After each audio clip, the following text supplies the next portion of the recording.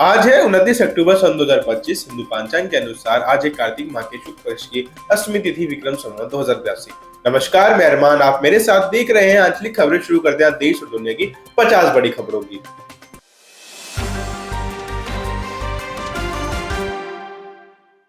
राष्ट्रपति द्रौपदी मुर्मू आज Ambala air force station से राफेल में उड़ान भरेंगी। यह ऐतिहासिक कदम महिला शक्ति और राष्ट्रपति की बहादुरी का प्रतीक बनेगा। प्रधानमंत्री मोदी आज मुंबई में इंडिया मैरीटाइम वीक 2025 में शामिल होंगे। वह ग्लोबल मैरीटाइम सीईओ फोरम की अध्यक्षता और लीडर्स कॉन्फ्रेंस को संबोधित करेंगे।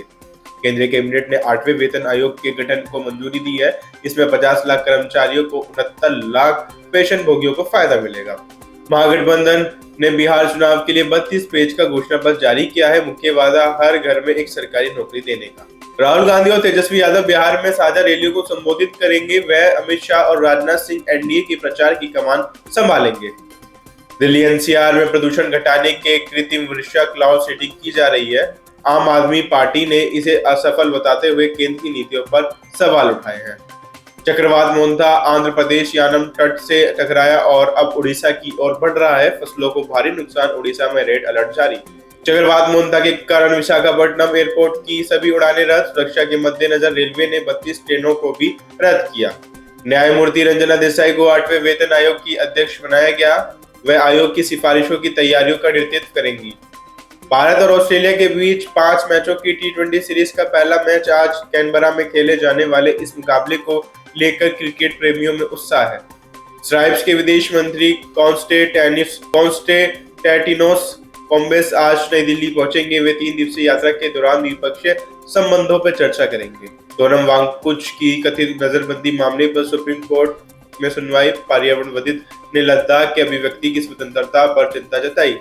मुख्यमंत्री कॉनराड संगमा ने पूर्वी खासी हिल्स में मिनी सचिवालय का उद्घाटन किया। साथ ही सर्किट हाउस भी जनता के लिए समर्पित किया गया।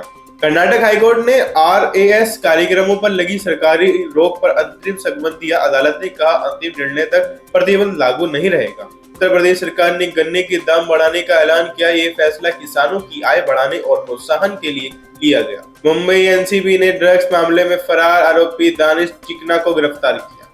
लंबे समय से वंचित आरोपी की गिरफ्तारी एजेंसियों की बड़ी सफलता मानी जा रही है। भाजपा और एनडीए नेताओं ने आज बिहार में कई रैलियां की। सीएम योगी शिवराज और अन्य बड़े नेता प्रचार में जुटे। सोने चांदी के भाव लगातार तीसरे दिन गिरे। चांदी अपने रिकॉर्ड स्तर से 29,000 प्रति किलो तक सस्ती हुई। पीलीभीत हाईवे पर 2 ट्रकों की भिड़ंत में 3 लोगों की मौत हुई। हादसे में कई घायल, राहत बचाव कार्य जारी। नोएडा में किसानों के धरने के कारण आज कई रूट बदलने लगे। ट्रैफिक पुलिस ने झुंडपुरा और हरोला चौक सहित कई इलाकों के लिए सलाह जारी। पर्यावरण मंत्रालय ने दूषित स्थलों के प्रतिबंध के लिए नया मसौदा जारी किया। हितधारकों ने सुझाव 31 अक्टूबर तक मांगे गए हैं। बिहार में 100 साल से अधिक उम्र के 14,000 मतदाता हैं। राजनीतिक दल पेंशन योजनाओं के जरिए इन्हें साधने की कोशिश में है। दिल्ली के उस्मानपुर में पुलिस और बदमाश के बीच मुठभेड़ हुई। गोली लगने से एक बदमाश घायल हुआ, जिसे गिरफ्तार कर लिया गया। ड्रीम 11 ने भारत में प्रतिबंध के बाद 11 देशों में नया प्लेटफॉर्म लॉन्च किया। कंपनी ने कहा विदेशी बाजारों में मांग तेजी से बढ़ रही है। केंद्रीय मंत्री जितेंद्र सिंह ने कहा एआई अनुवाद उपकरण हिंदी सामग्री के प्रचार में सहायक। तकनीकी नवविचार से भाषाएं बाधाएं कम होंगी। सेंसेक्स और निफ्टी आज मामूली उतार चढ़ाव के साथ खुले। निवेशक अमेरिकी फेडरल रिजर्व के फैसले का इंतजार कर रहे हैं।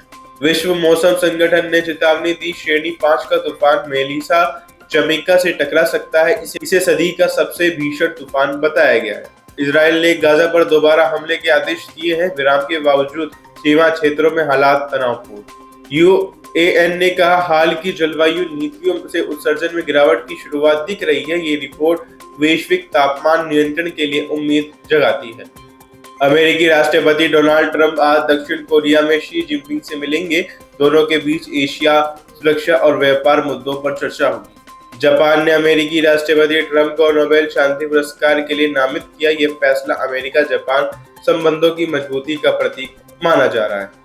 फिजी ने ट्रैकोमा बीमारी को सार्वजनिक स्वास्थ्य समस्या के रूप में खत्म कर दिया है। ये उपलब्धि हासिल करने वाला फिजी 26वां देश बन गया है। पाकिस्तान ने बांग्लादेश की कराची पोर्ट इस्तेमाल करने की पेशकश की है। दोनों देशों के बीच व्यापारिक सहयोग को नई दिशा देने का प्रयास।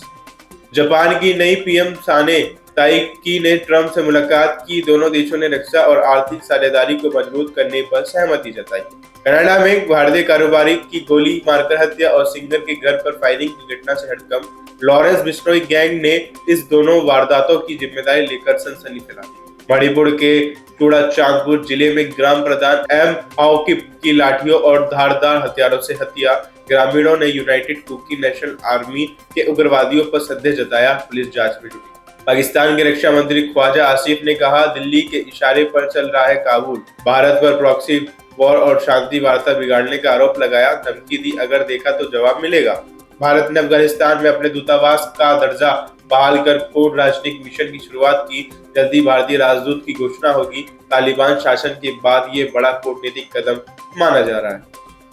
डोनाल्ड ट्रंप की दक्षिण कोरिया यात्रा से ठीक पहले उत्तर कोरिया ने क्रूज मिसाइलों का परीक्षण किया।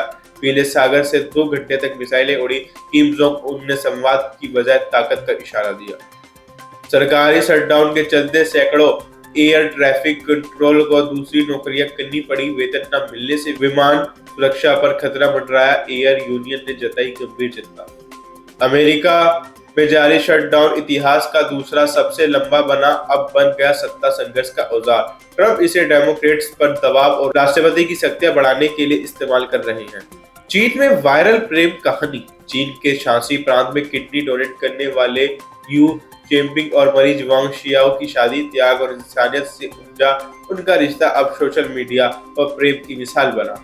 पाकिस्तान में बढ़ते तनाव के बीच मरियम नवाज की सुरक्षा बढ़ाई गई। हमले की आशंका जताई गई। टीएलपी समर्थकों ने से खतरे की सूचना पर एजेंसियों ने अलर्ट जारी किया। सरकार सतर्क मोड पे।